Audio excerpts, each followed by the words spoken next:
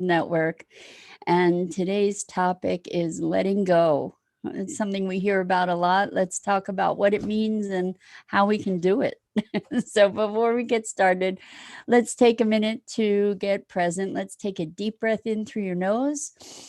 Hold it and imagine clean, crisp oxygen flowing into your lungs, into your bloodstream, into every cell and organ of your body, enlivening and revitalizing you. And as you exhale, exhale any tension, any stress, and maybe roll your shoulders to relax them. And now let's take another deep breath in through your nose.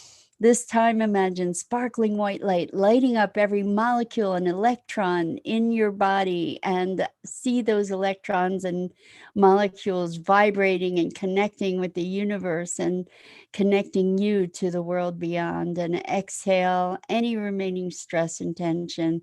And now let's just gently press our palms together.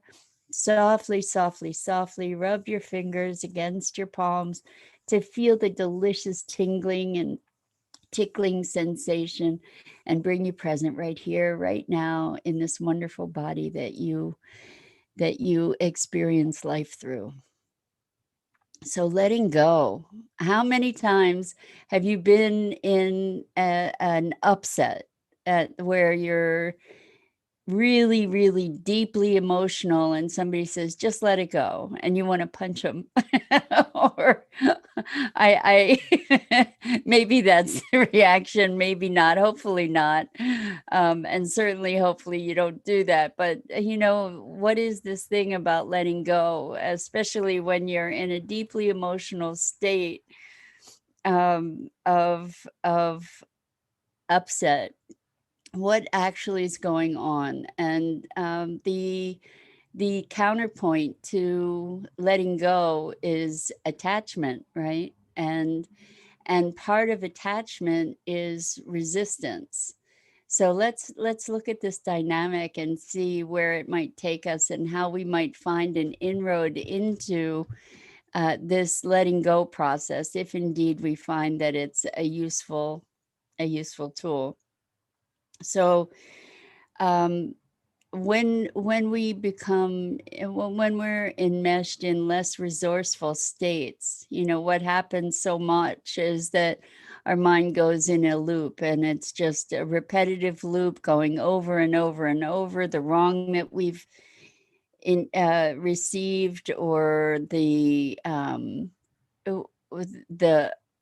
violation, the upset, whatever, right? And so what's happening is that we have this loop that we are holding onto. Really, in a pretty literal way, we are recreating it over and over and over and over again. And the resistance comes in allowing things to be as they are, because usually it's shoulda, woulda, coulda stuff that happens in this perpetual loop of attachment or upset. You guys know what I'm talking about, right? By the way, I want to say thank you to everybody for being here and joining me in these conversations. It's awesome to participate in this with you. I'm wondering if you have had the experience of these obsessive thoughts, and the advice to just let it go doesn't really help, because in the midst of that, how do you let go? And what are you letting go of? What does it even mean to let go? And so, um, if we can imagine that these thoughts, when we're in the midst of them, it's like a broken record. It's like a constant loop that we can't seem to find our way out of. One of the ways, and it's sort of a counterpoint to the whole notion of letting go, one of the ways that I have found to be more effective than trying to let go of something. It's like holding something really tight and then trying to let go. It's like it's there's not a way to really do that. For from the holding on, there needs to be something that says, okay, I'm going to stop holding on to this. And somehow you can't necessarily do that. And then there's judgment about self, not being able to do the thing, do the thing to let go. It's like it's freaking me out. I'm so engaged in it, and I don't know how to let it go.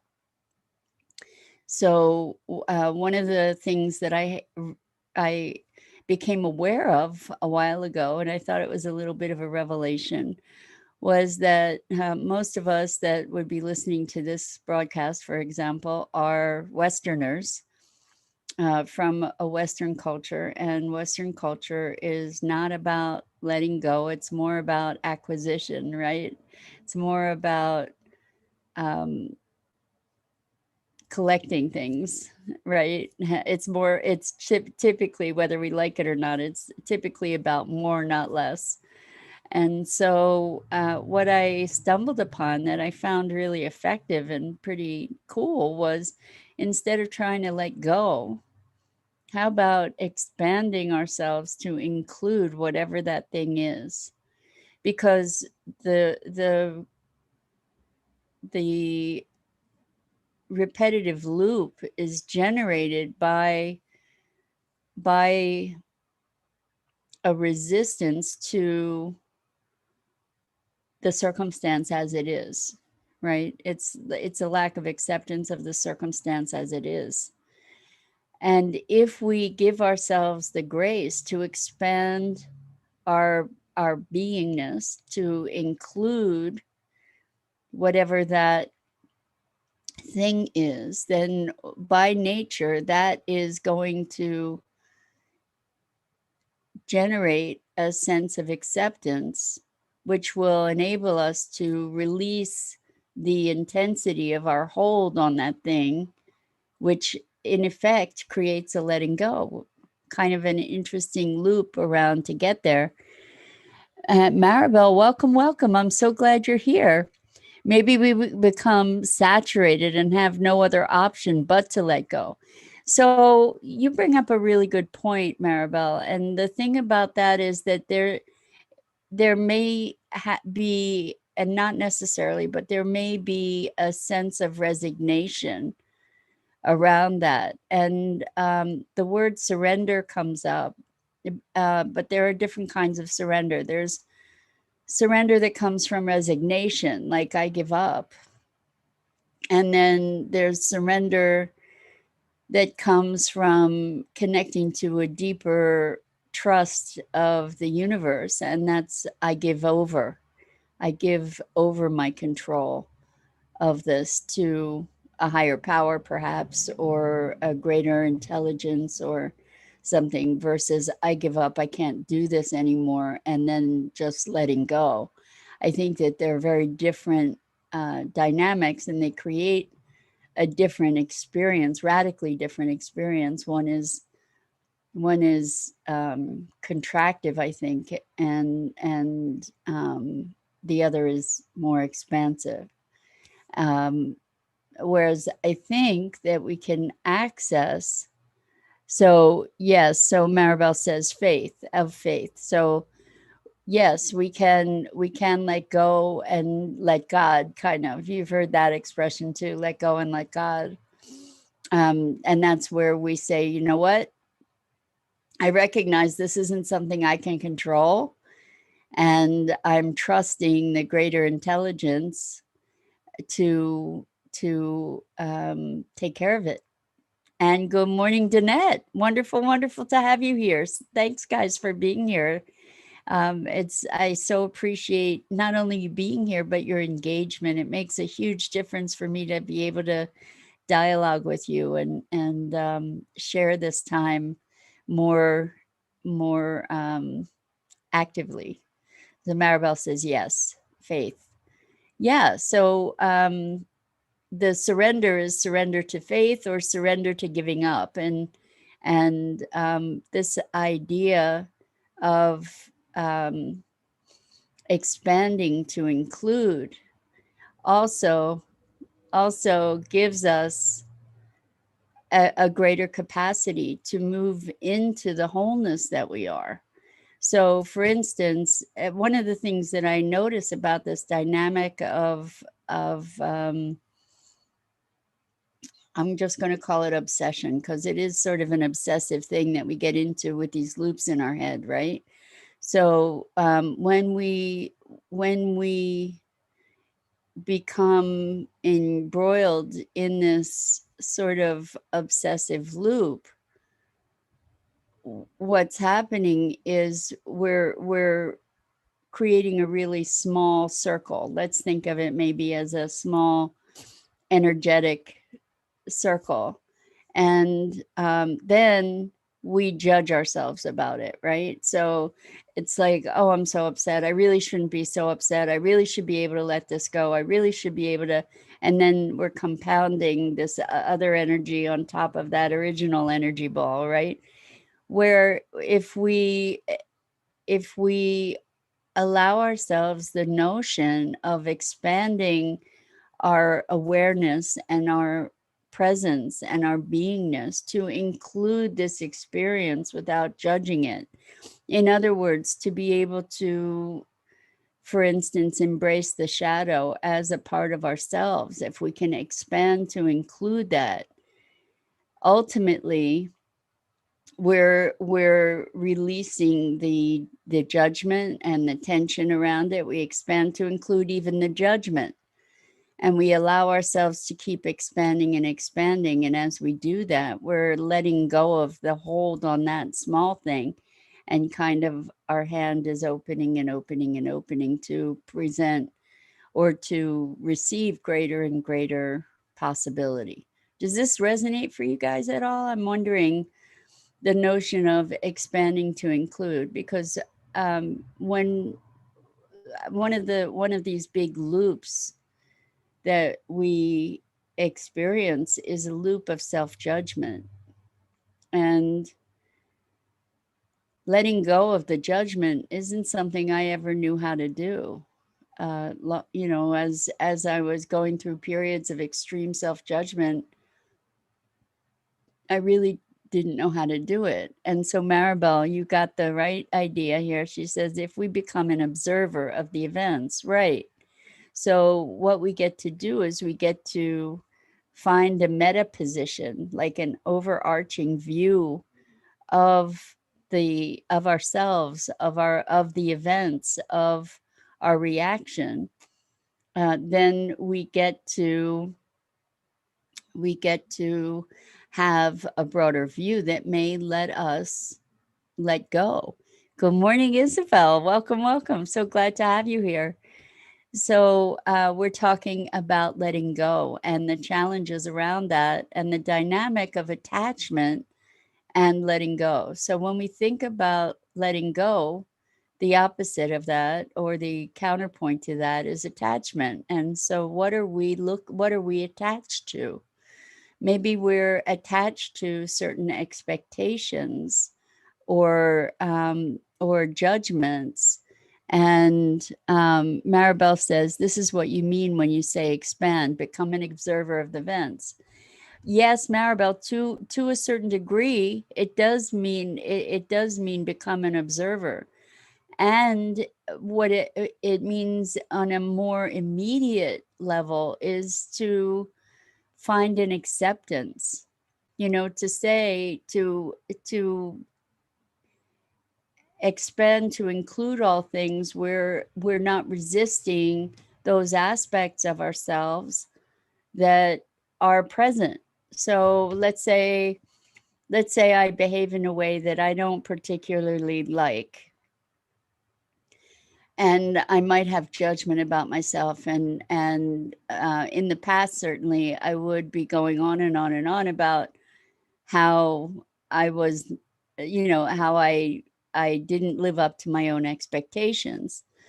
And then I would be in a loop around that. When we expand to include the aspects of ourselves that we might consider as shadow, when we expand to include them as part of our expression in the world, then rather than judging them, then there's a level of acceptance that allows us to be able to see those things more clearly, because we're not resisting them as an identity of ourselves. And Maribel says, jobs, titles, material things. I'm not sure how that what connection you're making, Maribel. So maybe you can help expand on that a little bit. Expand, right?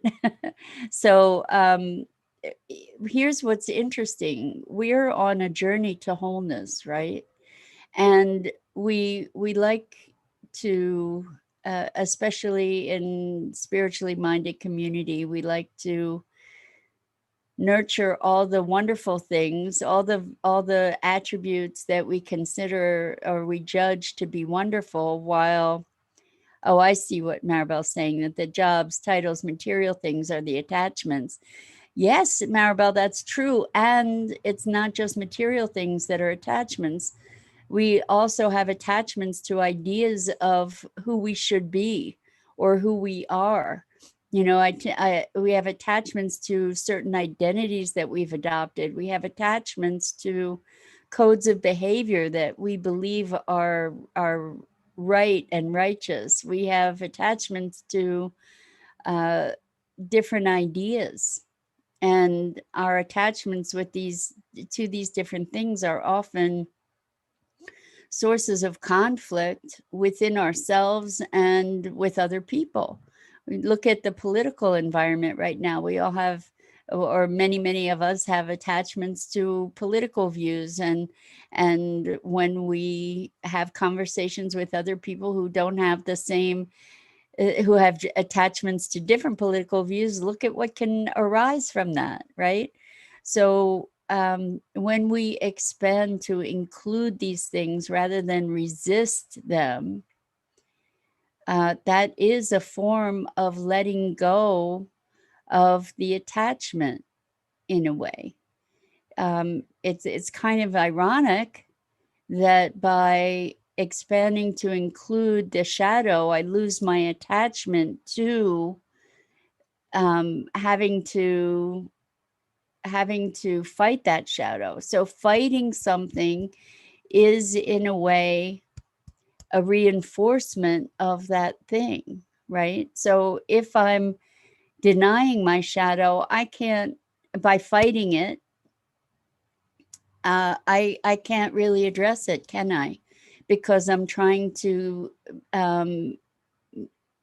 deny it and deny it out of existence, rather than facing it directly. And then I have the ability to interact with it in a way that I can heal it. Does that make sense? So I was working with somebody the other day, and the core connection work that I've developed works with moving the energy of blockages that we have, and often that energy is blocked around trauma or pain, right? And so Isabel says, I've been struggling to let go of my attachments. And Danette says, yes, it does make sense. Maribel says, thank you. Good. I'm glad.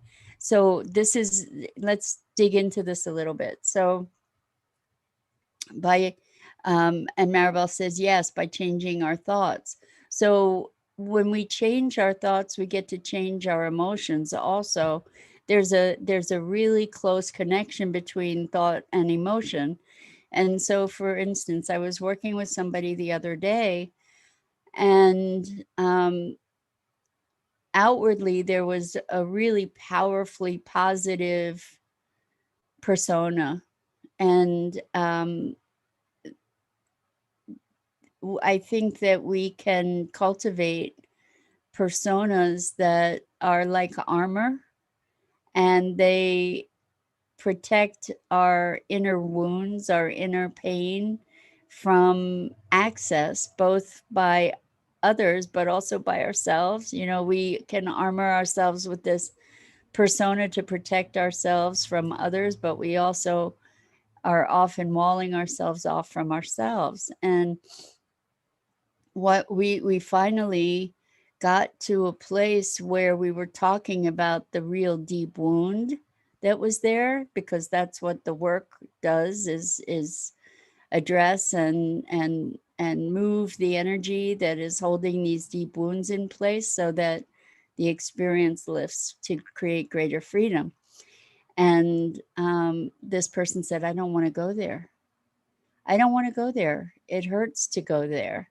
And the pattern for this person was so powerful, to avoid that pain at all costs, that pain was really being broadcast all the time, without in an unconscious way, because there was such deep resistance and such deep avoidance of that pain, that it was it, it it was powering this false persona that created even more pain, that fed that pain even more. It is a really interesting dynamic. And so this whole idea, why would we want to let go to begin with, is the things that we want to let go of are typically things that are causing and creating pain. The holding on of those things is what is helping to perpetuate the pain and to lock it in place. So the unfortunate thing is that, why would I, if I knew how to let go, why would I be holding on to that pain? Right? If I knew how to let go, I would let go, right? And so one dynamic that I have discovered, going back, I've said it a couple times, is this idea of expanding to include that pain. And the mechanism that happens as we do that, as we expand to include it. Hello and good afternoon, Hope Wellington Marshall. Great to have you here joining us. Thank you for being here. We're talking about letting go and expanding to include, because as we expand to include something, our resistance to the or our judgment of whatever it is that we're holding on to starts to release. And that little beginning of release, as we expand to include our upset about something and the injustice of something, and we expand to include, what we get to recognize is that the universe contains all of it, that we as individuals contain all of it, that we are not static beings, that we are not all good or all bad, if good and bad even exist, that we are not all light and all dark, that we are all, that we are the macrocosm, that we contain all of it and we experience all of it. And in order to come to our wholeness, we get to recognize and receive and include all of that.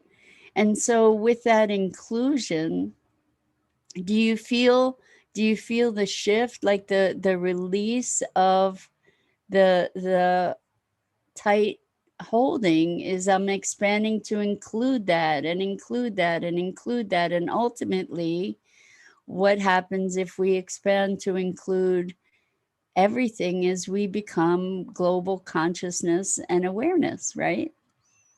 Because the world is a mixture of all of those things. We are a mixture of all of those things.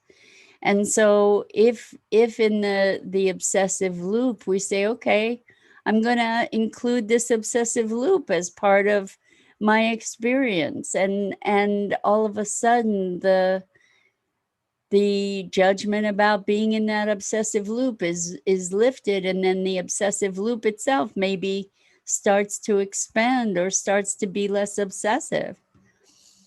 I've found that to be a really powerful dynamic for myself, and I would hope that it is equally effective for you.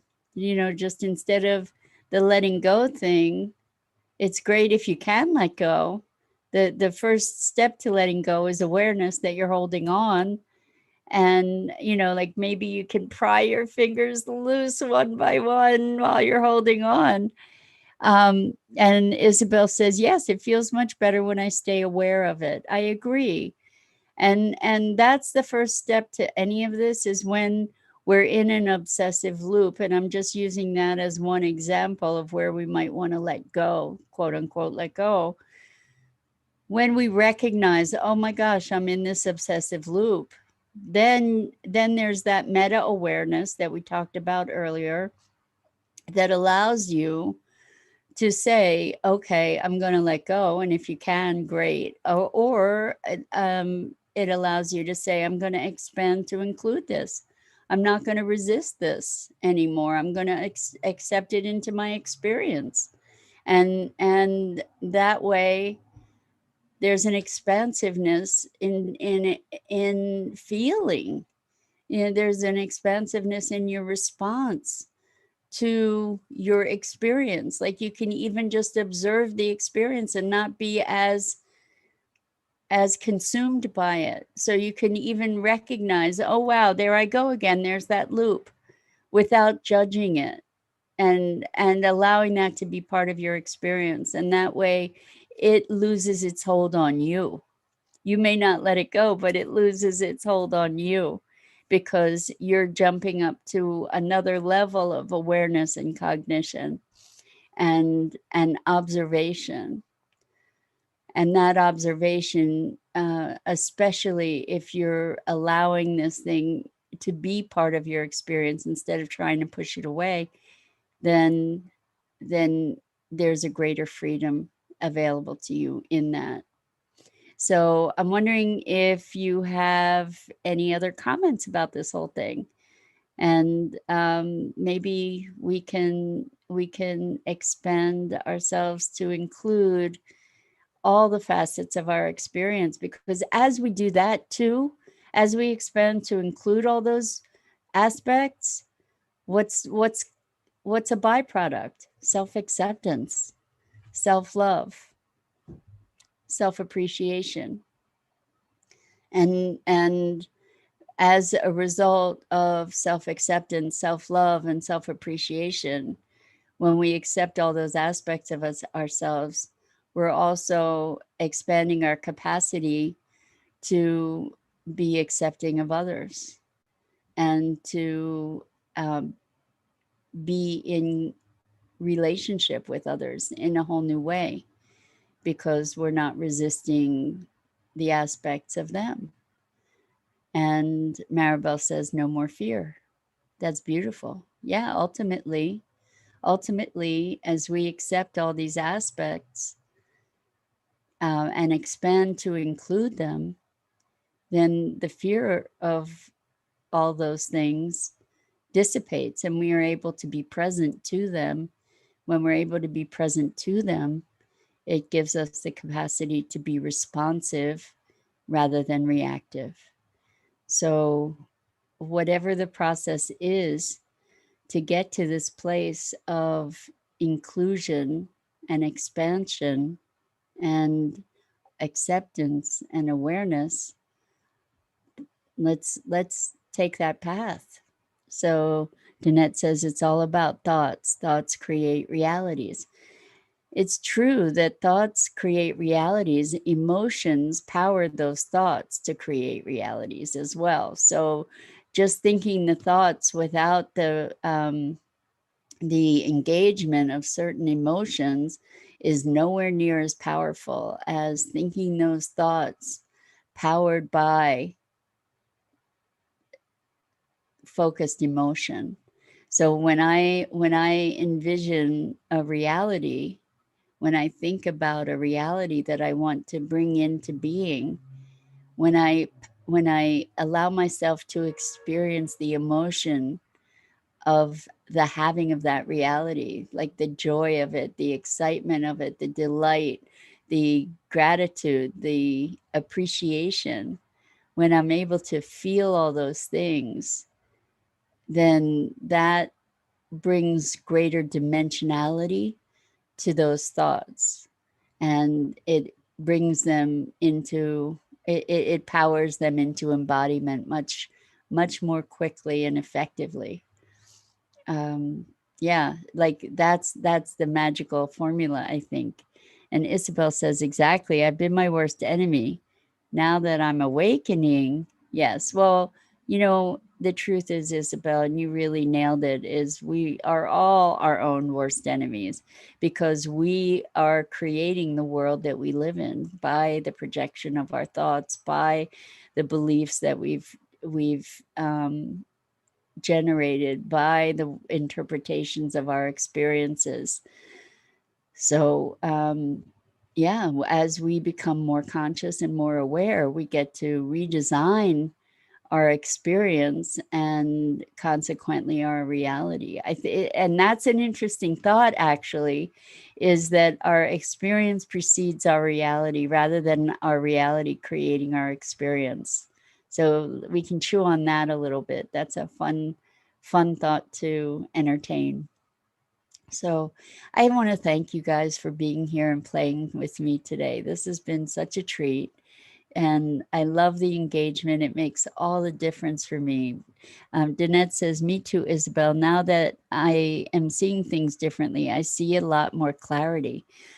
Yes. And with more clarity, we see things differently as well. It's really powerful magic, our perception and the worlds that we spin, the worlds that we create, the realities that we develop, whether consciously or unconsciously. So, and Maribel says it's so important to catch these thoughts in the process and to observe the feelings we attach to them. I agree, Maribel, and I think that that's a wonderful practice, and it is what consciousness is. I mean, sometimes we see ourselves reacting, and then we get to be aware of that, often after the fact. But in that awareness, perhaps we get to make the shifts internally that allow us to respond differently in the future, right? So this has been, again, such a treat. I thank you. I'm Mira Rubin. This is the Core Connection, and I'm here every weekday morning at 9 a.m. Eastern Time.